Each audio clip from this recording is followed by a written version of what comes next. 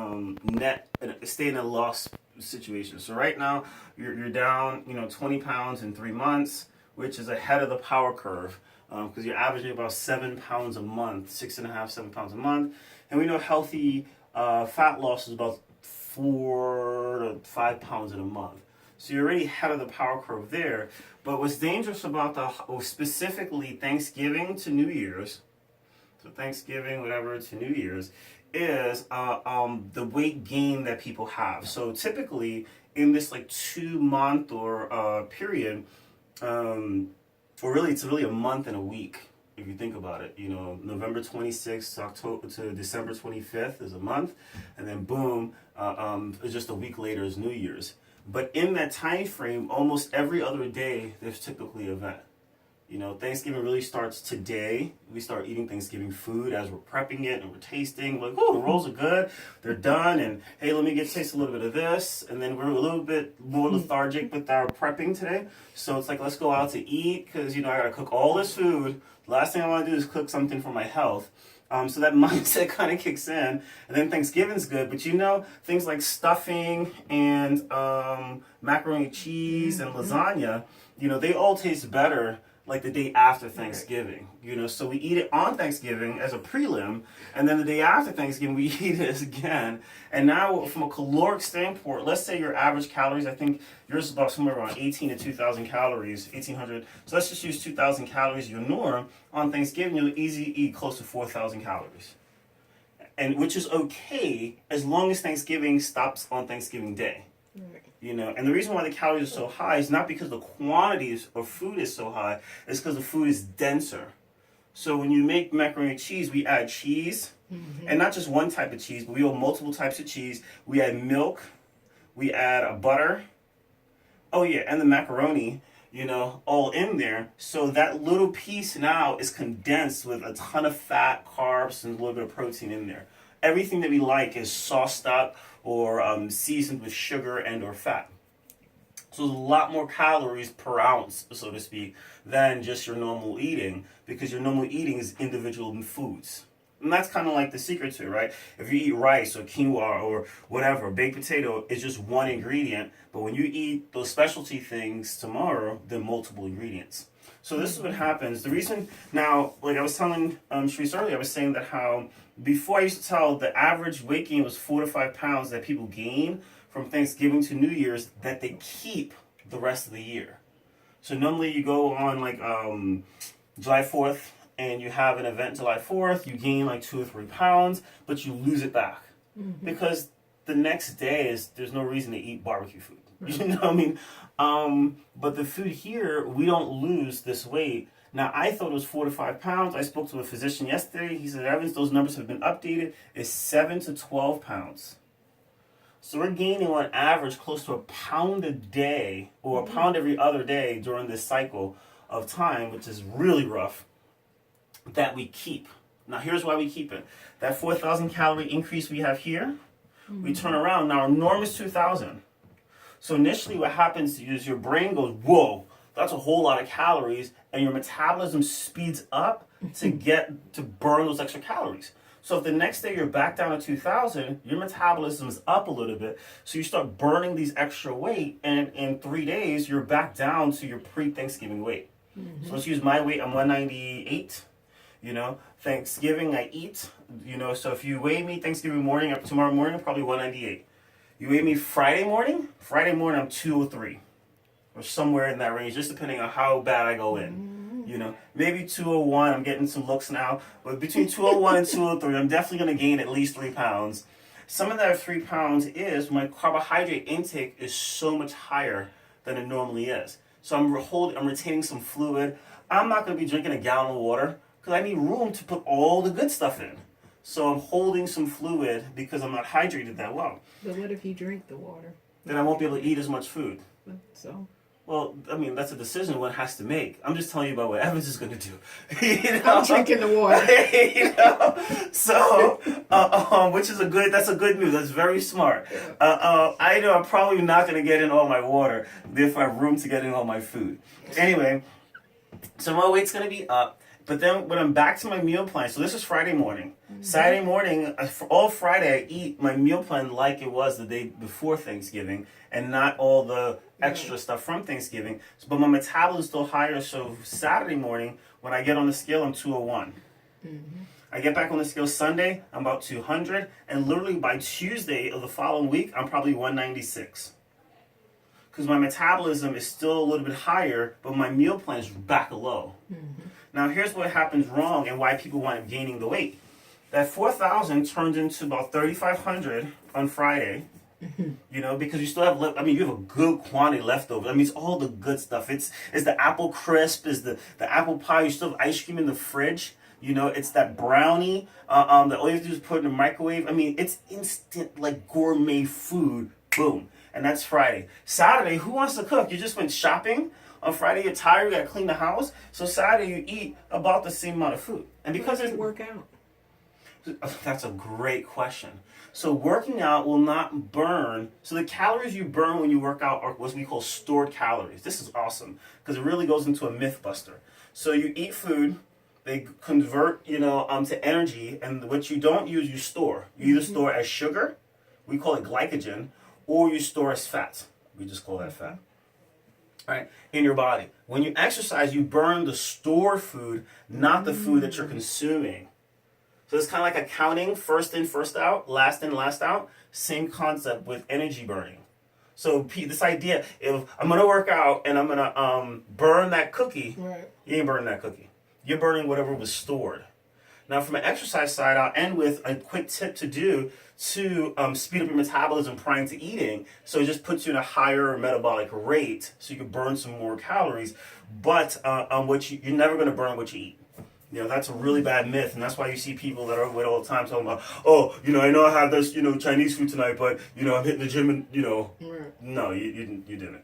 So what happens is we keep that weight up, and then Sunday, maybe we get back to our meal plan, But then Tuesday night, so Sunday we're at 2,000, but then Tuesday there's a get-together at work, the holiday party. So you have to go to that, and you're trying to eat the healthier options there, and you're back up to 3,000 calories. And now your caloric intake is chronically high.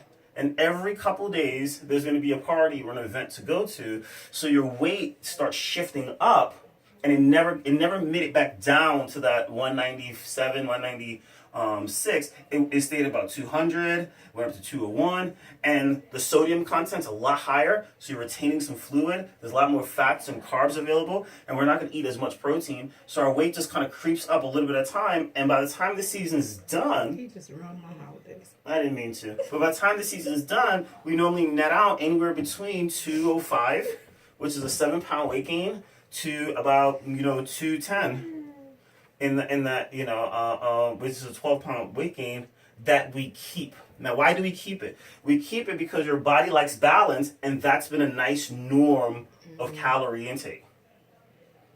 So homeostasis kicks in and goes, oh, this is where we should be, because the whole holiday season we never really got back under 200. Right. If anything, we just kind of crept up, and we crept up a little bit every day.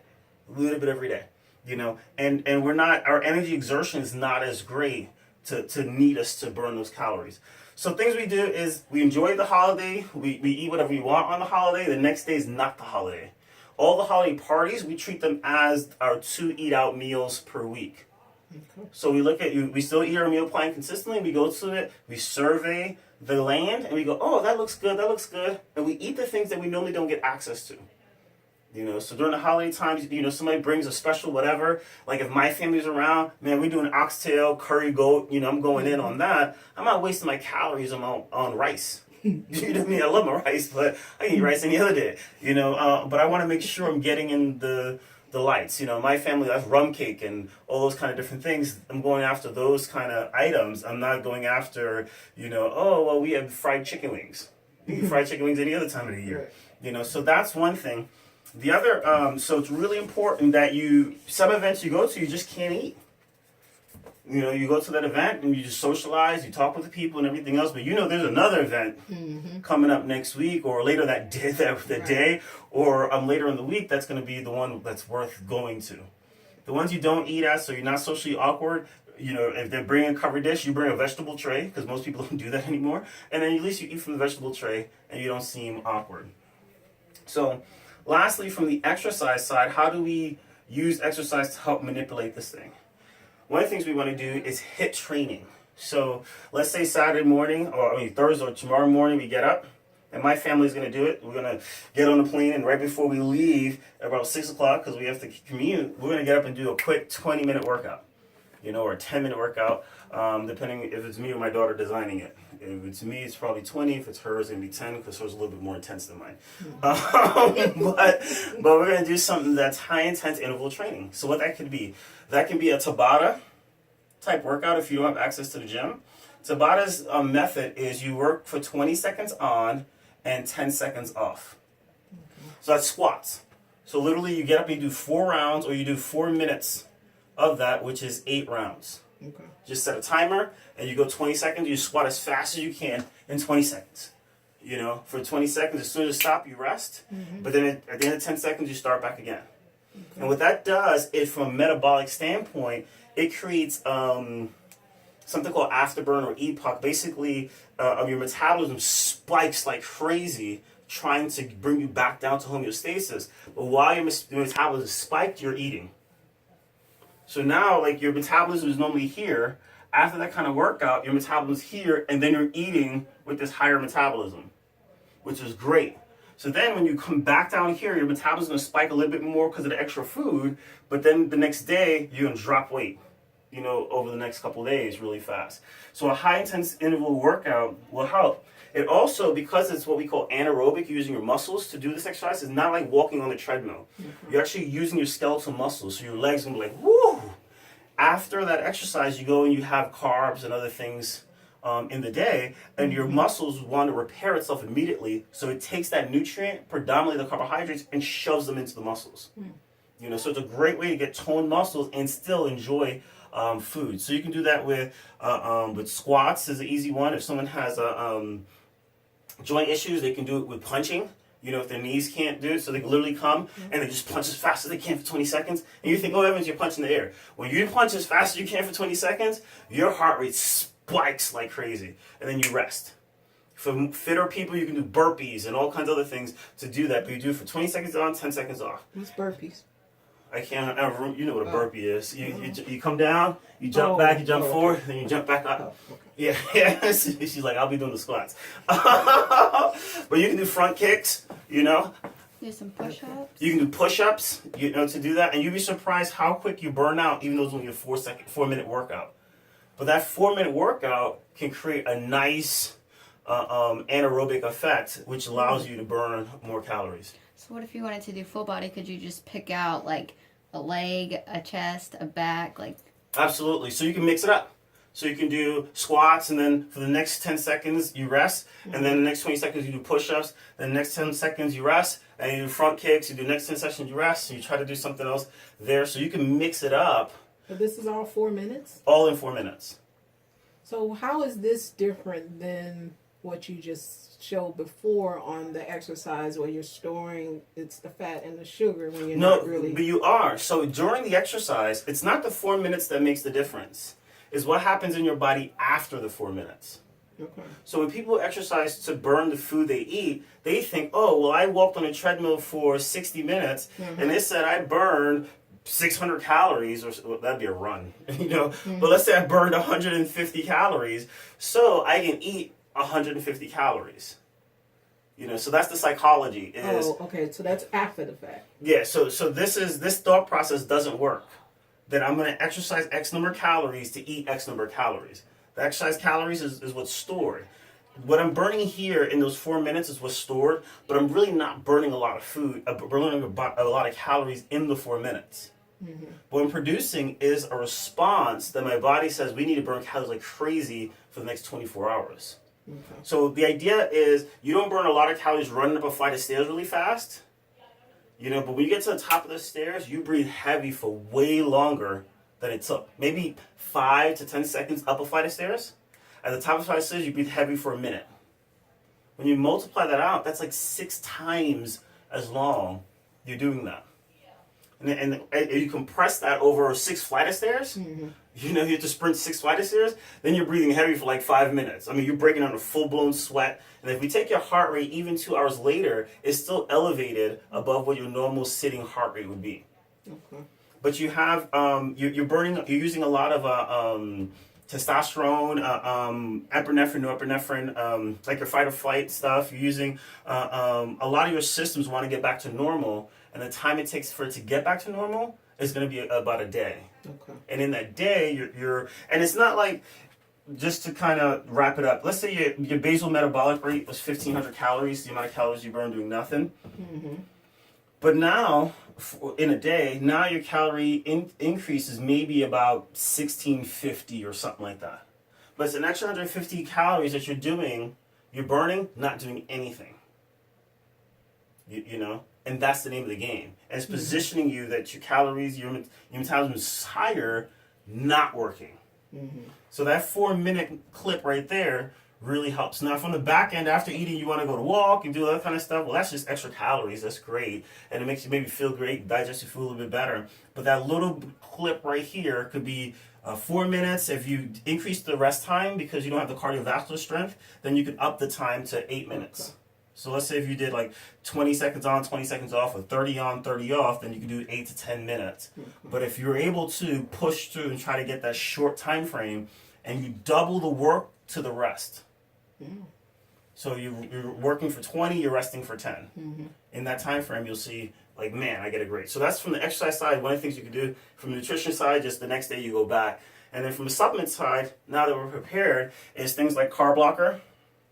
It's going to block up to 500 calories of carbs per meal, which is really cool. So, and you can use that three different times in a day. So you're looking at 1,500 calories just of carbs alone you get to block, which is kind of awesome.